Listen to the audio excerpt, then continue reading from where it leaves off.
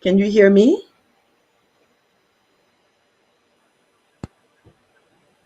No.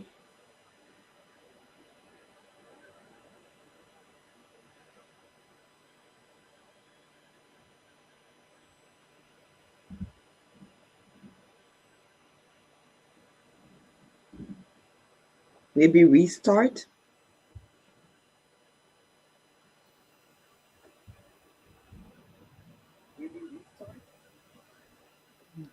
Not hearing me.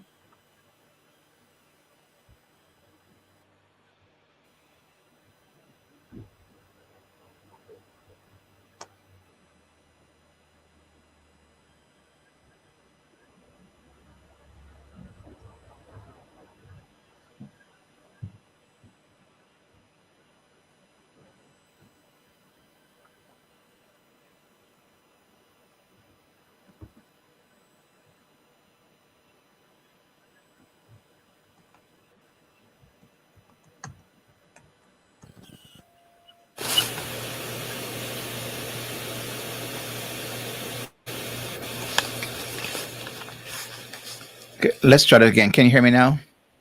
I can hear you now.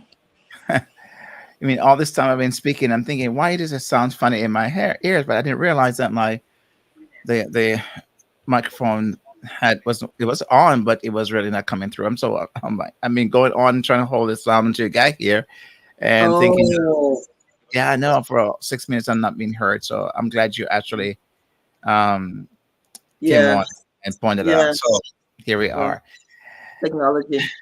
Yeah, I know. Wow, it's just really amazing. But anyway, hopefully we can edit a part out once it's posted and the first part because it was really blank. So anyway, Yeah, I'm sure it'll let's be okay. welcome They'll to follow our through.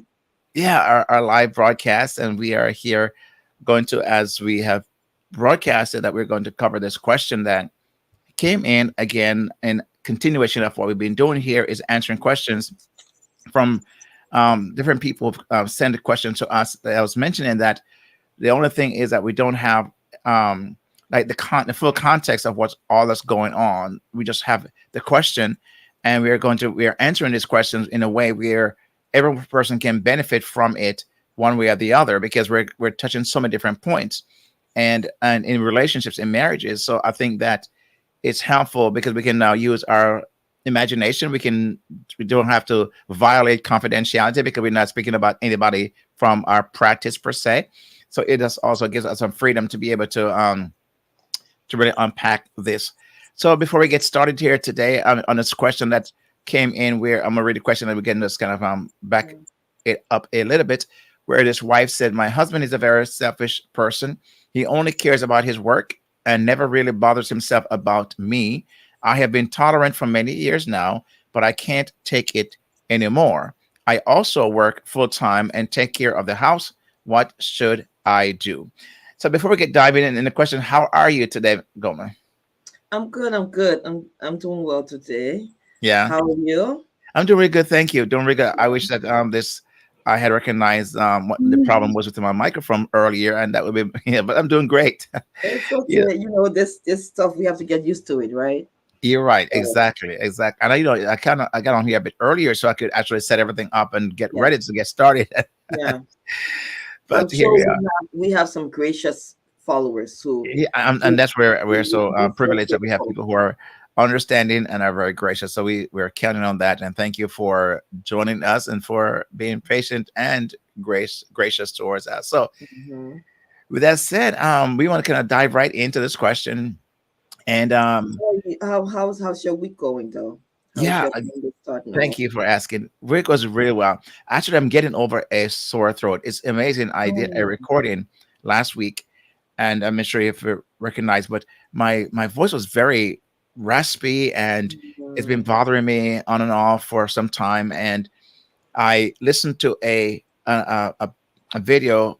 I was an interview as a guest on a show, and it came out today, and I was listening to that. I'm thinking, where did that voice come from? It's this deep, raspy voice. My wife said to me, for those who are, this is dating me right now. She said, "Are you Barry White?"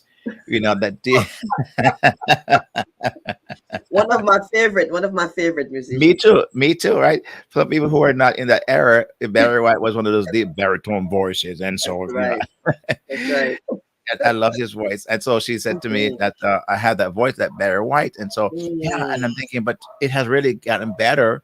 good. And so thank you for asking. How about your week? You're welcome. Sorry about that. Yeah, my week has been going well. It's been a little scattered, but good overall. Hmm. Juggling different Yes. things. Yeah. Yeah, just this morning ran one kid to the airport, did this, did Oh that, and wow. so it's Mm. been, but counted all joy. Amen. Amen. Yes, Mm-hmm. that's right. I mean, that's Mm-hmm. one thing when you have the college age and you have them Yes, all, here and there. And yes, thank God mine are adults now, they're on their own. exactly. So I don't have to, but I knew that stage before. And that Yeah, person, anyone who's listening to us today, they know having kids, it just really, there's the unpredictable nature of that that's because one right. day it goes this way, another day it goes another way, That's right? right. That's correct. So Yeah. flexibility is key. Oh my Flexibility goodness. on your end and those you interact with. Everyone must be flexible. Yeah, and that's where I think many times relationships, I think, where if there's not flexibility in a relationship and adaptability, I find many times that becomes an error because some people are so fixated on certain things and want to be right, Mm-hmm. and they're so adamant about being right, Mm-hmm. that it does create issues. So yes, you're right. Being able to be flexible, I think Mm-hmm. one of the hallmark for successful marriages and relationships, right? Yes, I would agree. I would Hmm. agree. Mm-hmm. Yeah, no, I mean, I can speak for myself, being married for 38 years, and my wife could Mm-hmm. attest to that as well. She's been very, very patient and flexible with me, especially me, because I had a lot of growing to do, and Mm-hmm. my own headstrong way in doing certain things. And Mm-hmm. so I think that but the flexibility, I think, has caused us to be at this Mm-hmm. for 38 years and counting. So I think it's a Mm-hmm. very important aspect of relationships. I think that's a really good topic for us to address at some point, because I I think think so. I find that a lot that women tend to be a little bit more flexible in the relationship. Yeah. As you just said, your wife had to be. Now, I'm finding that to be a pattern. Yeah. And Yeah. men are a little bit more rigid. It takes them a while to kind of overcome. Yeah. Um, Not that they cannot, but it just takes them a while. Yeah. Well, it's true. I think that's a very good point. We're going to make that a topic to conversate Mhm. to have a conversation about one of our Mhm. live in the very near future. Mhm. Mhm. But today we're going to tackle this question because again, I think this wife represents so many wives in relationships Mhm. where their husband, in her mind, she's the one who labels him this way, a Yeah. very selfish person. So, and she said he only, and these are some strong words, right? He only cares about his work Mhm. and never really bothers himself about me. She says, Hmm. I have been tolerant for many years now, but I can't take it anymore. I Mhm. also work full time and take care of the house. What should I do? So, where would you want to start with this question that came in trying to Hmm. answer and unpack this question for this wife? I think I first want to, congratulate her for reaching out. You Mhm. know, it's interesting because as we've been working through these questions for some time now, we started doing this from Instagram to here. Part of what I'm finding as a pattern is that it seems like it's the women who are crying out, Yeah, you know. yeah, Um, yeah, and so and it takes a lot. I think what that tells me is one, not that the men don't want their marriage. I think the women are desperately trying to pull from wherever they can get answers to help the relationship. So, kudos to her. We want to celebrate her yeah. for wanting to find solutions. I agree. Um, you know, I agree. and Yeah, it's hard. It's hard to, because when I hear her letter, the first thing I'm hearing is that her marriage has gotten pretty lonely, mm-hmm. Mm-hmm. right? Um, Seems like she is struggling because she needs a companion, and it doesn't seem that that companion exists within the relationship currently. Yeah, yeah. I could see that. I could see that. Mhm. Mhm. I think you said some couple of things interesting very earlier. I think I wanted to. Yeah, Mhm. you're right about women being. I think women are a whole lot more relationship centric than men are, and I'm in my work and of course in your work. I've Yeah. seen that majority of spouses who come in, even to initiate a therapy, are women. You Mm-hmm. know, because they will drag their husband or he will come, but she was the one who set everything up, or may have come initially and then invites him into that journey. Mm-hmm. Because again, women, they're a thing, which is a good thing. Somebody has to, and she is more focused on the relationship and what is Mm-hmm. important. I think for men, like you said, it's not that we are totally oblivious of our responsibility and our need to be focused on the relationship. We just don't have it as a priority or as a forefront thing as wives do. And I think God kind of created that way, that somebody had to, and He gave her. I think He wired women in that way where she is a bit more high. Yeah, I would say aware and know what's needed about Mm-hmm. for relationships. Mm-hmm. Mm-hmm. Yes, I mean, I'm finding that. I think, and I think what can get tricky is that sometimes it's hard for women to see that as a gift, Um, right? It because they're coming from a human standpoint. mhm. So all they feel is the pain of being alone, the pain of not having that person that they can share self with. Mhm. But I think you do make a good point that is, women are created Yeah, to yeah, be more in tune with that desire for attachment. It yeah, seems.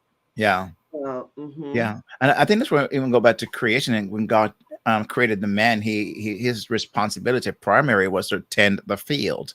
You know, so he was to till the ground and do those things. And she came alongside to support and become that person that helped him become, be his helpmate. And I think I see that kind of pattern naturally in relationships where the wife is the one who would advocate for. We need to spend some time. We need to get you as husband back into into the mix of things. The kids Mm-hmm. need you, I need you.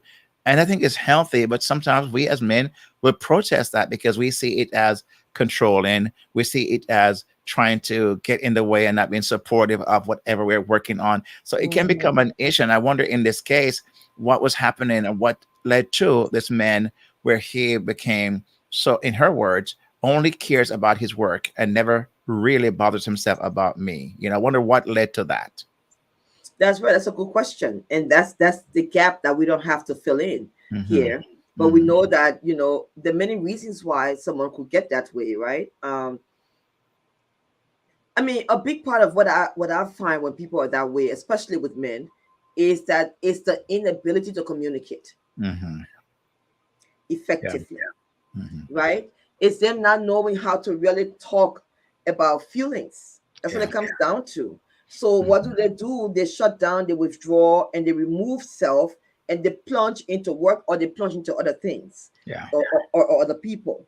Yeah. So I think it sounds like a big part of this could be that maybe the husband is not comfortable with hard conversations. I know you're about to do a workshop on that, right? Yes. Hmm. Helping couples to have to, because it's so important So to important. be able to have those hard conversations Yeah. and to just be friends where they can just communicate, right? Yes. I was talking to someone today about that, but it really is important for us to be able to have that kind of relationship where we can just talk. Yeah. And if you are avoiding conflict and avoiding conflict, then you're going to plunge yourself into work or anything to distract you, Yeah. right? Yeah. uh, Yeah. so And I think you just put your finger on something that this husband, he could be as a way of escape. It could be also, like you said, plunging himself into work to avoid something, right? mhm, So again, we just don't have all the information, because if we had him and ask him about the situation with his wife, he may say that he would rather be at work and put himself into work than having to deal with possibly whatever he's experiencing, because some relationships are that way, where that husband feel like again, it's just not necessarily a husband and a wife thing, but it happens in relationship where sometimes people do different things to escape and Mm-hmm. avoid Mm-hmm. the conflict, avoid what may happen. And so, again, we have mentioned last week, sometimes, as the Bible says, and again, Solomon says this, that Yeah. it's better to live in the corner of a house than to be with a contentious or a nagging wife, because some wives, unfortunately, can be that way, Mm-hmm. and of course, I mean, I'm sure a man could be also, but I think primarily, a woman can be that way. So I don't know if this wife, in his Mm-hmm. mind, is his way of um, getting away from her. Yeah, it could be. She could be a nagger, and that's possible. Then again, I just sometimes I hesitate with that, because while it's true that some women can be naggers, I also know that for many wives, part of the reason why they're seen as naggers is because they so want to talk sometimes. Very good point. Very They good just point. want to talk. They want to work things out. Now, they may not know the right way to do it. They may not know the way, they may not have all the tools to know how to have the kind of conversation that they want to have, where the man could be receptive to it. But yet they want to talk, you Yeah, know. you're And right. if the man is shutting down and pulling away, then she's going to continue to pursue. And the more she pursues, it looks like she's nagging. That's true. You're right. I guess I was telling someone recently. I said, they assign the label to that person, in this case to the wife, that she is a nag, right? Mm-hmm. Because again, it could be her way of trying to connect. You said so a very brilliant point you made earlier, a very good point, Mm-hmm. and that is she may be very lonely and trying to connect, and Mm-hmm. he sees that as her maybe trying to control and Mm-hmm. dictate what he does with his time. I Mm-hmm. was talking to someone, and they somehow, one of the spouses said that very same thing, that they feel like they should not be treated as a child, be told what to do with their time. And again, they're protesting by doing what they want to do, regardless of what the other spouse does say. So I can Mm-hmm. understand she may be trying to reach out to him and pursuing him, and he's distancing himself from her. And the more she pursues him, the more he distances himself and work longer on hours. Mm-hmm. Yeah, and the more he distances himself, the more he puts a gap in the relationship. Yes. That creates a kind of rupture within the relationship that makes it difficult to repair. So then he keep Mhm. getting into that rupture, after rupture after rupture, and now she's saying he just doesn't care, because Yeah. that's what it feels like. That's what that rupture feels like, that he just doesn't care. Yeah. Yeah.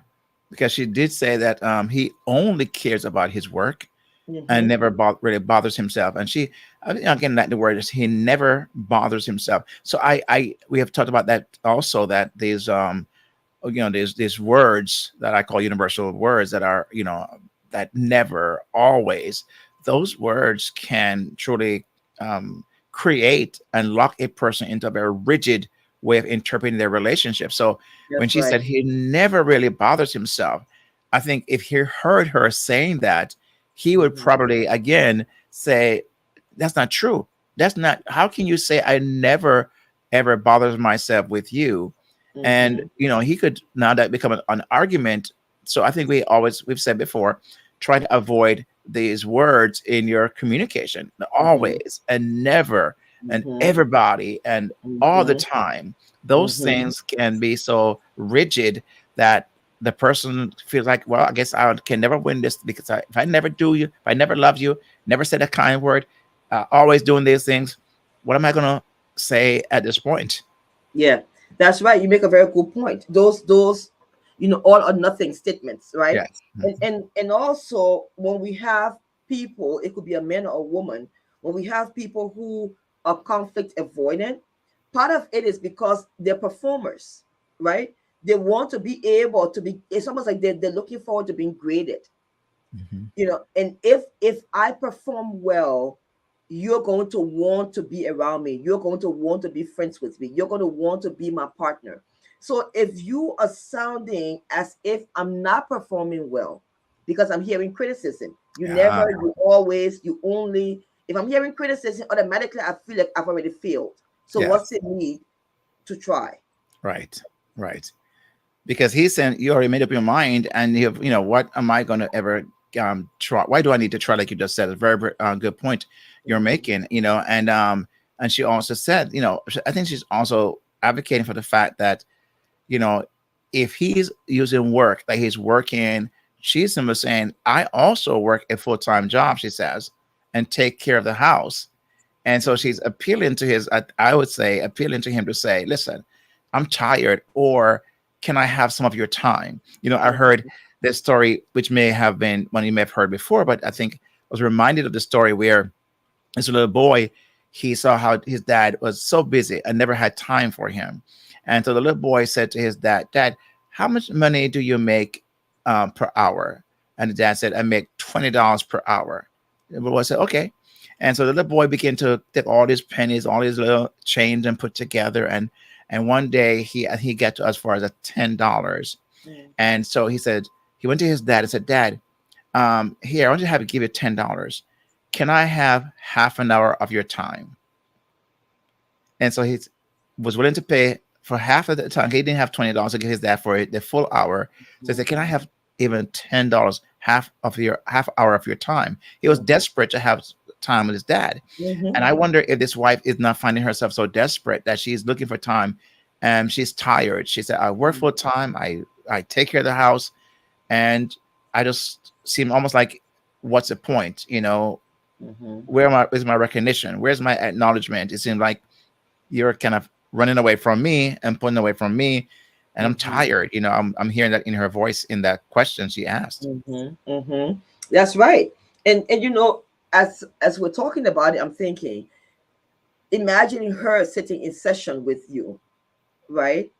What will be some of the things that you will be asking her in terms of how has she contributed? Because we know every relationship, yes, all of the high times, as I call them, we all share in the high times, and we all share equally in the low times, right? So we all contribute to the problem.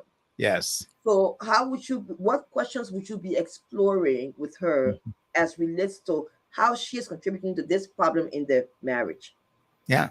And it's a good question. I think my first thing would be is trying to unearth or to put up these stakes around these words like never, because I think her belief system drives her behavior. So if she believes her husband, number one, is selfish, then that belief is going to blind her to the times when he's not being selfish. And I would like her to see that there might be something there about her husband that she truly likes. One of the questions I love to ask, in couples, I would say, tell me, what is one thing about your husband or your wife that you like the most? And I use the word most. So there's, so you like the most about him or her. Tell me one thing you like the most, or about your husband or your wife. And it's interesting that they are going to find something that they like. They may not like everything, but they're going to find one thing. Correct. And what I'm trying to do is build this idea that this husband or this wife is not everything you've said he or she is, this bad person per se, or this selfish person. Because I would think, I don't know how long she'd been married to this man in this question, but for her to have been there, and she said, I have tolerated, so she's been around for some time, which sounds like that means it can't be all that he's always that selfish all the time she's been with him. So if I can find a time when he may not be as selfish, is allowing her to change and reframe her thinking. Because if she can move away from that slightly, then I think she can begin to look at specifically what is her needs. Because I think we have our wants, our needs, and our desires, right? Our wants, our needs, and desires. What is it she really wants? What does she desire?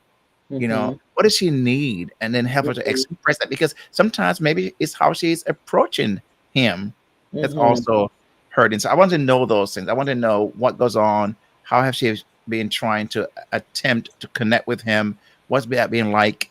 And have there been ever a time that it has worked? Because if I can find a time it has worked, then suppose we did more of those things, That's like. What about you? Yeah, I like that. That actually where I would have started would be at that final comment you just made, which is, tell me when things were working well. Yeah. Between the two of you, what did that look like? Yeah. And trying to pull from some of that again. And the reason I think it's important for us to share this is because if you are watching this person or anybody who is listening to this and you're having a similar experience, it's really helpful sometimes to go back. Yes. go back and reflect on the times when things were going well in your relationship. And the reason is because back then you didn't have a lot of negative memories to live on. So what you were doing was you were trying to find new things, possibilities, things to excite you every day. And if you can go back to that place, you can start to again look for some possibilities, right? Hmm. What are some of the things that we could be doing to talk a little more? Maybe it's removing the criticism Yes. and all of those things or those behaviors that will hinder Hmm. closeness between the two of you, Yeah. removing some of them from the conversation, even if you have a reason to hold on to those things. Yes. Because again, this is not about dismissing what you're feeling.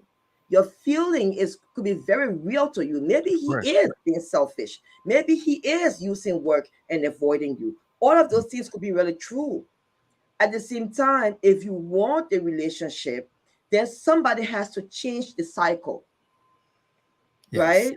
So if Yes. you say, you know what, I'm tired of this cycle we're on, this is not working for us. So what I'm going to do is ask him for us to have 30 minutes together, maybe tomorrow over the weekend. And for the 30 minutes, we're not going to talk about any problems that we have. We're just going to focus on some of the things that we truly enjoy Mm. when we're together with each other. And Hmm. talk about those things that we like about each other. Just focus Mm. on positive things and see what happens in the atmosphere. Mm. That's good. That's good. And I think, which I think sometimes what you just did is how can we even stop this bleeding, and maybe even the idea of suppose she was to take, say, 24 to 36 hours and only concentrate on the things she's grateful for about her husband, and Mm-hmm, about their marriage and their relationship, and begin to look at that through that lens. It's mm-hmm, surprising that as even Jesus says, right? Seek and you shall find. The thing you mm-hmm, seek for, you're going to find. So mm-hmm, it's amazing that if she put on the lens of gratitude, what she could possibly come up with that could truly transform how she's thinking. I forgot mm-hmm, who said this, made this statement that says, change the way, no, if you change the way you look at things, the things you look at changes, right? And so sometimes it's just us to have a different lens to look at things that we are seeing only one way. But if we zoom out, we can go back to the refresh, hit a refresh button, and the refresh button may bring up things that we may have forgotten. So on my computer, sometimes I had to mm-hmm, refresh my computer because for whatever reason, it's lagging, it's not working as it's supposed to mm-hmm, work. But the refresh button is there for a reason. It's to mm-hmm, create allow the system to run a bit smoother and to get rid of the things that may have been, bugging the system. And sometimes mm-hmm, a refresh in our relationship, maybe as you describe, step back and say, hey, let's just talk about the things we have been doing well and what we enjoy about each other. And that's a mm-hmm, refresh button. And mm-hmm, surprisingly, that could give life to their relationship beyond where they're at right now. mm-hmm. That's right. That's right. It again, it's so easy for us to get stuck. When Mm. when when we when we feel hurt in a relationship and that hurt drags out and we don't feel like our partner is willing to hear us, because that's really what she's asking for based on her message. I Hmm. want him to talk to me, I want him to hear me, to feel me. One of the things that we crave in life is to know that the people that we love and care about, that they too love and care about our thoughts and feelings, right? So if she feels as if he doesn't care about her thoughts, he doesn't care about her feelings, then she's going to be in this place of constant protest. Yes, But at some point, we have to stop protesting and go back to the drawing board. I agree. So Yeah. going back to the drawing board will be exactly what we're talking about, which is, okay, this isn't working. I'm complaining and he's not hearing me. Maybe we're even fighting about this. It's not healthy for us. So Hmm. at the end of the day, how could we do this differently? Let's Hmm. figure out something else. Let's plan more time that we connect instead of the Hmm. times that we're going to disconnect. Hmm. Yeah, that's good. I think I like that idea because I think it's really, again, what you focus on. you get more of what you focus on. So if you're Mhm. focused on the connection point, you'll get that. And I find it's amazing how sometimes if we just tweak what we're doing just slightly, because as we know, to keep on doing the very same things you always do, expecting different results is insanity. Right. And what has gotten them to where they are is not going to get them to where she wants to go. So something Mm-mm. has to change, right? Something has to give, like you said. And the question Mhm. is, what might that look like? And I'm very even curious when she says that, he only cares about his work and never really bothers himself. Maybe again, for some men, their identity is in what they do, and maybe work becomes a place where he can feel like acknowledged or recognized or given the props and all the different things that come along with that. So he's going to go where he can get more of the things that stroke his ego, right? And Mhm. I'm not saying it should not be from his wife, but if he's not getting it there, the Mhm. reason why he may be doing that is because work is not that he wants to work so much. And we're just kind of make it building this story. It could Mhm. be that he finds himself where work becomes that place where he's recognized, that he's cheered, is he's acknowledged, and he's and so of course we're gonna go where we get more of those kind of things. Mhm. Mhm. Right. And so, that is true. So then it brings me to this place of, because someone may be watching, you may have a lady watching who maybe is dealing with the same thing. Hmm. And she may say, well, I've tried these things. I've tried talking to him for us to, focus on just the friendship in the relationship. I've tried um, bonding with him. And still, he's still disconnected. He's still going to work and focusing on that. What would you say? Wow, that's a big one. Here's what I think, though. I think it's then she probably needs to find a way to, number one, self care, right? How does she then do what she only can do is make sure she take care of her mental, emotional, and physical health. And so maybe that's where again she's tried all these different things. Then I Mhm. would suggest to her the only thing you can control is you, right? Mhm. So, what are some things you're doing for yourself to really help you in your own personal life, personal development? What are some things that you find that you could um, deposit in your life that brings joy? And because I do believe that in a marriage, we should not only depend on our spouse to fulfill us because they can't give us everything we want or need in our lives. They should give us the primary things, but I believe that we've got to also find a way. And how I look at it is I said how one of my beliefs is that every relationship it ought to have an independent component and an interdependent component. So the independent is where you're going and you get fueled in yourself in some things, of course positive things, healthy things, of course would ever suggest anything else but that. But when you do that, like for me, you know, um, getting on a call and brainstorming things about online things or playing a game or watching soccer, that's me fueling myself in what I enjoy. But Mhm. once I am energized by that, I can take that back to the relationship and then interact with my wife and vice versa.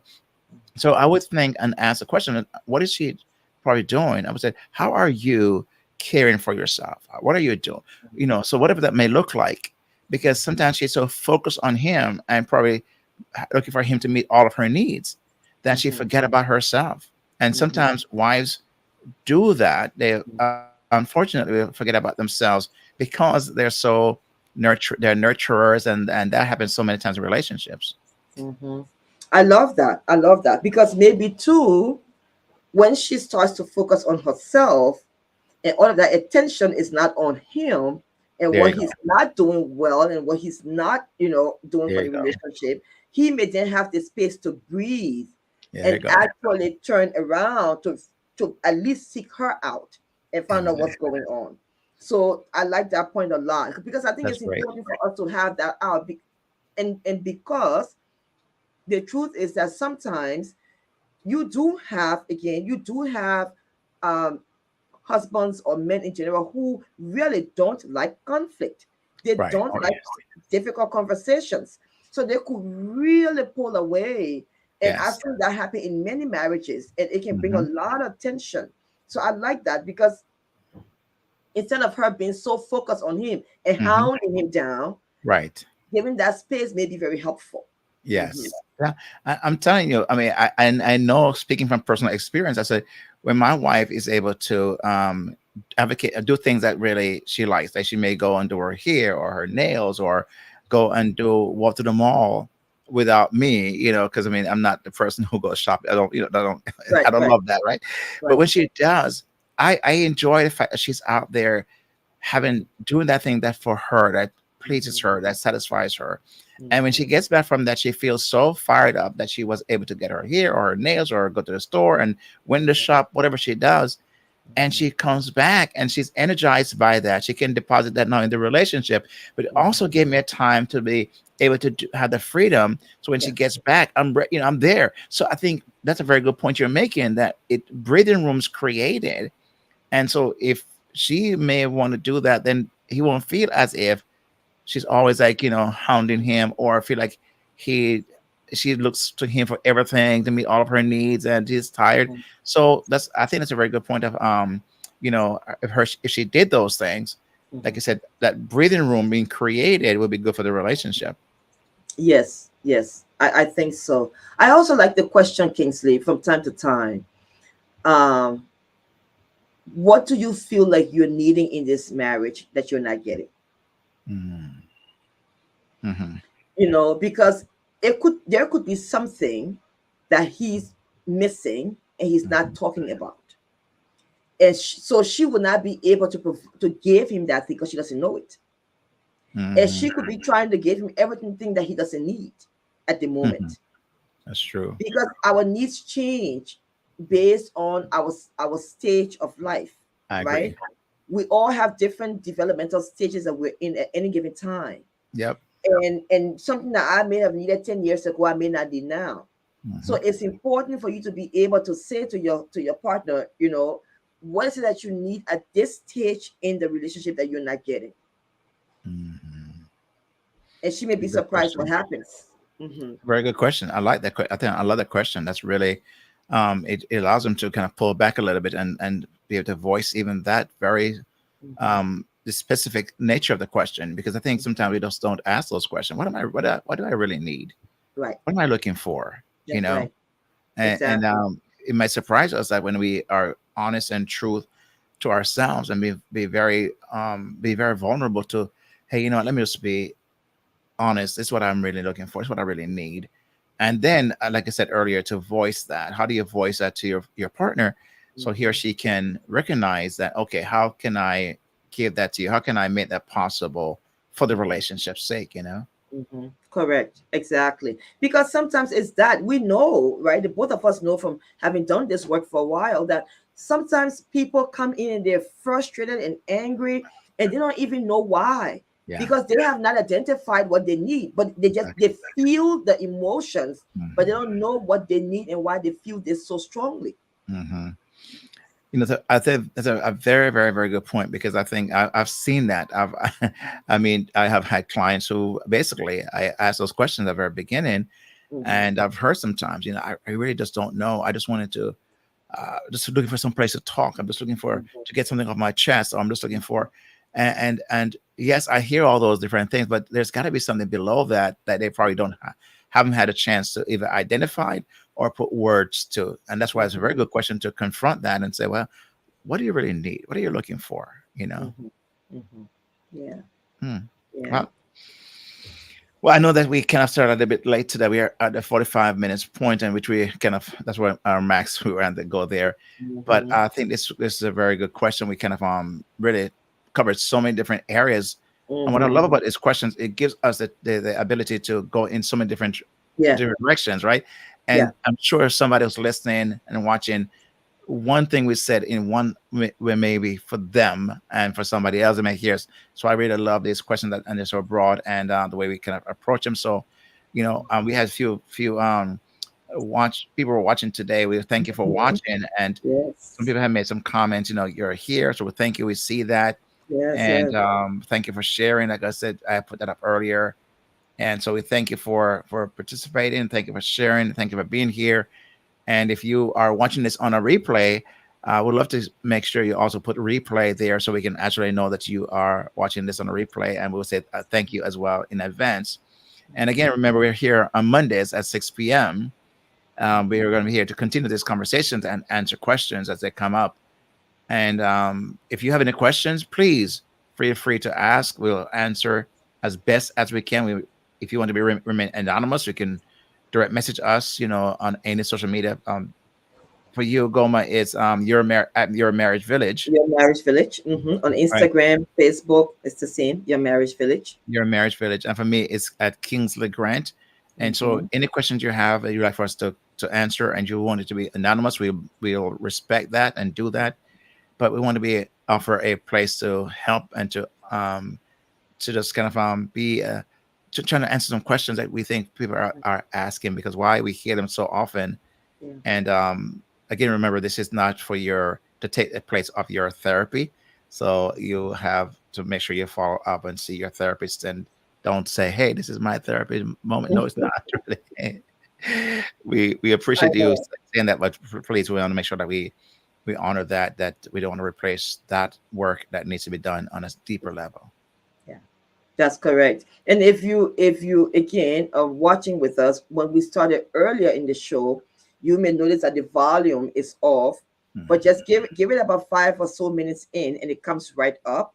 We had some technical difficulties, so don't feel as if there's nothing there to watch.